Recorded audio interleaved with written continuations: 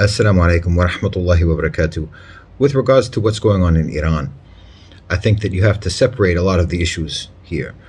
Because, first of all, the young woman who was arrested and who died in police custody, that's one issue. The reason she was arrested is one issue, and her death in custody is another issue. The death in custody is something that happens all around the world, and that has to do with police brutality, abuse, and lack of transparency and accountability of police. And that is something that exists across societies, across countries, across law enforcement, all around the world. That's one issue. How she died, nobody really knows. We don't really know. And that's a transparency issue. It's a problem that we are not going to be able to know and probably never will know. What was her actual cause of death? The police say that she had a heart attack. Her family says that she was fine and that she didn't have a heart attack. Then there were reports that she was beaten in the police van in the head until she died. Personally, I find that a little bit difficult to believe.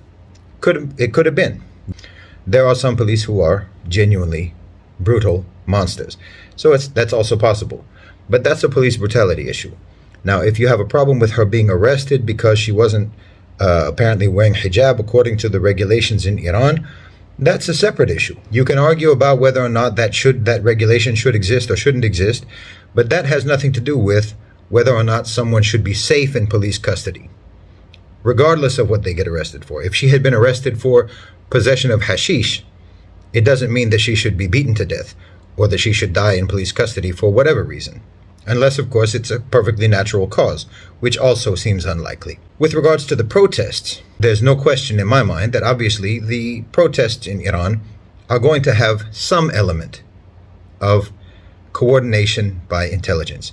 It doesn't mean that it's complete, that there's no organic aspect to it. Of course, there's going to be, because there are a lot of people in Iran who are genuinely dissatisfied with that government. Those people will be supported, those people will be incited, those people will be encouraged by instigators from the West, from Israel, from the Arab world, even from the Gulf, or from whoever else.